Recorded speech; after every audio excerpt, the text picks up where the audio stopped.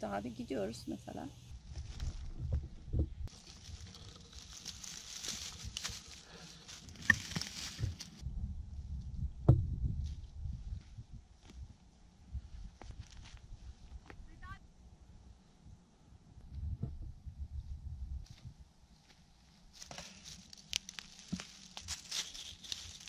İşte bu dede mantarı, şemsiye mantarı dedikleri, dede böğürü dedikleri mantar bu.